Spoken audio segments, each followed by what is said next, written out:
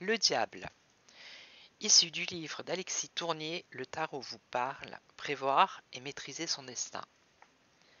C'est un nom chargé de sens que celui de diable. De tous les arcanes, le 15e est sans doute celui qui évoque le plus rapidement une idée de ce qu'il peut être.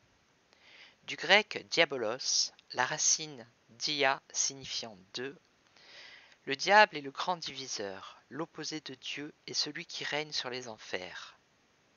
Antithèse de l'ordre, de l'harmonie, de l'amour et du bien, sa représentation varie selon les époques et les cultures, mais se retrouve souvent sous les traits d'un être monstrueux, constitué de différentes parties d'animaux.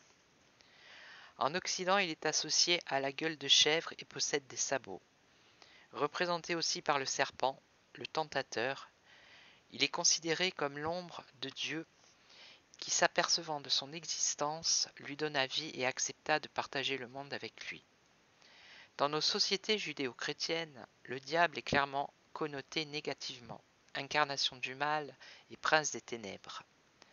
Les Templiers, dans leur tradition symbolique, l'associaient à une représentation des forces telluriques, le rassemblement et la condensation des énergies matérielles. Malgré l'imprégnation idéologique qu'il subit, la lame du diable ne doit pas être perçue si négativement, ni plus ni moins que les autres lames d'ailleurs. Il y a aussi de bons diables, et être malin n'est pas forcément un défaut. Du reste, mieux vaut-il, peut-être, l'avoir avec soi que contre soi. 15 n'a pas de propriété symbolique particulière. Étant le triple de 5, on peut le ramener au chiffre du pape, dont le pentagramme, étoile à 5 branches tournée vers le haut, et l'emblème. Positionnée à l'envers, la pointe vers le bas, cette même figure évoquant la gueule d'une chèvre devient la représentation de la bête. Alors que la tempérance nous convient à un temps de repos paisible et harmonieux, il semble, avec l'arrivée de la lame 15, que les situations se remettent en mouvement. Branle-bas de combat. Voici, intrigant, dangereux et fascinant, l'entrée en scène du diable. Debout sur un piédestal imposant, armé d'une lame qu'il tient comme un cierge, le diable possède une anatomie impressionnante. Mélange d'hommes, de femmes et de bêtes, il possède une poitrine généreuse et les attributs masculins dans la version traditionnelle. Des pattes griffues ou des sabots à la place des pieds dans la version de White, supporte des jambes poilues et un bassin couvert d'écailles monstrueuses. Le tronc dénudé, une sinistre paire d'ailes de chauve-souris est plantée dans son dos. Les yeux froncés, il regarde fixement droit devant lui. Le diable est ancré dans le présent et semble très conscient de ce qui se passe. Les possesseurs du tarot d'Oswald White ont relevé le symbole astrologique de la planète Mercure, placé au niveau du sexe. Mercure gouvernant le principe intellectuel et le mental, cette position révèle que les pensées et les réflexions sont ici totalement dépendantes de l'énergie sexuelle. Or, l'énergie sexuelle est une énergie vive, instinctive, brute et primordiale. Elle est la base de tout. Bien canalisée, elle donne la vie et en ce sens une formidable énergie créatrice. Dans le corps humain, concentrée dans le chakra racine, elle est la source de la Kundalini, fluide énergétique vital circulant le long de la colonne vertébrale et irradiant tous nos chakras. Mais voilà que chez le diable, cette énergie instinctive se trouve directement en lien avec ce qui est normalement dans la tête, les pensées et la réflexion. Elle devient son moteur, son mode de fonctionnement intellectuel et psychologique. C'est-à-dire à quel point le diable risque d'être impulsif, instinctif, exacerbé, excessif et totalitaire. Sur son piédestal se trouve un anneau auquel sont attelés par un cordage deux sinistres petits diablotins, une femelle et un mâle. Attachés par le cou, tenus en laisse comme de vulgaires animaux de compagnie.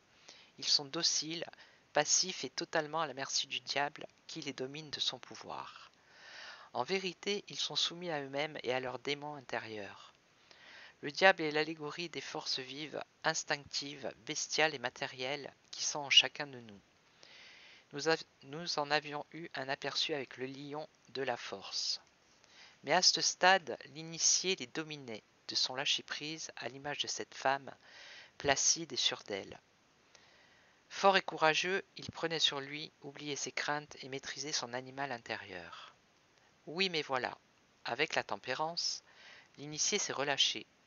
L'agréable moment de pause s'est subrepticement transformé en une douce inconscience qui a fini par libérer les forces domestiquées. Avec le diable, l'initié est véritablement assiégé par ses forces intérieures. Tout lui tombe dessus et précisément là où il se croyait dégagé de toutes les contraintes bassement matérielles. Il découvre à ses dépens qu'il n'a rien réglé du tout, que la maîtrise affichée avec la force demeurait une maîtrise intellectuelle, froide et orgueilleuse. Tant que l'on ne vit pas les choses, on ne peut pas les régler. Dépendance au sexe, à l'alcool et à l'argent, les comportements secrets de l'initié se révèlent malgré lui, et il doit les vivre jusqu'au bout. Avec le diable, ce peut être la débauche, l'orgie, mais ce sont aussi les traits de caractère qui s'irritent et s'enflamment. Tyrannie, orgueil, fierté, mensonge, manipulation. Les pires vices sont possibles avec lui. Abordé sous un angle constructif, le diable permet aussi à l'initié de s'affranchir des limites posées par lui-même et par les normes sociales, philosophiques ou morales. Il vit simplement tout ce qui réside en lui sans jugement de valeur, car sur le chemin de la connaissance de soi, comment progresser en occultant certaines zones de soi parce qu'on ne les juge pas comme il faut? Les notions du bien et du mal dépendent des jugements tellement subjectifs. Plongé dans cette lame, le candidat vit avec passion toutes les énergies qui bouillonnent en lui. Dans le fond, il ne se pose pas de questions. A-t-il raison ou tort? Là n'est pas l'important, puisque seul compte le fait de découvrir et vivre toutes les facettes de sa personnalité.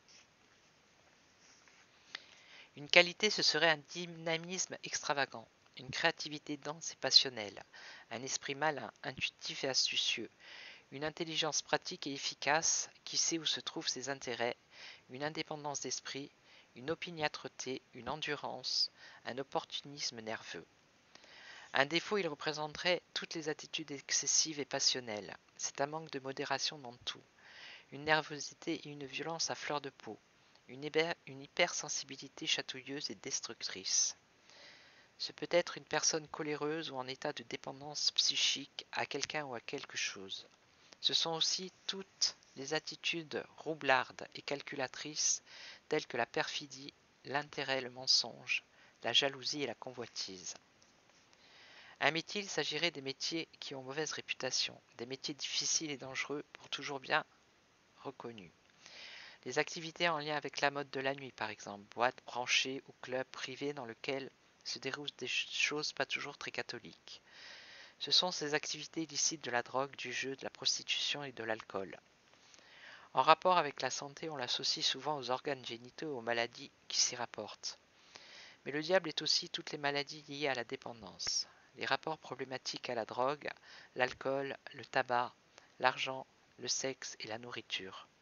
Ce sont aussi les maladies qui se développent sournoisement comme les tumeurs malignes et les déviances comportementales de toutes sortes. Un personnage d'aujourd'hui, ce serait un dictateur, un tortionnaire, un chef de guerre assouvissant des peuples. Ce peut être un terroriste, un assassin, un voleur. Un événement ou une situation, ce serait des histoires troubles, sournoises, pas très nettes, empreintes de difficultés en tout genre, qui s'accumulent et qui perturbent. C'est le fait de se trouver ralenti par des bâtons dans les roues. On peut y voir aussi l'exploitation professionnelle, la clandestinité, la duperie, le fanatisme, le vandalisme, ou tout simplement l'obstacle insidieux. Un lieu, ce serait assurément un lieu un peu hors norme, potentiellement dangereux mais terriblement excitant. Un endroit où on ne doit pas être. Le lit d'un amant ou d'une maîtresse, par exemple, la banquette érotique d'un sauna plus que chaud, l'arrière-salle moite d'un pipe show ou, plus trivialement, un casino.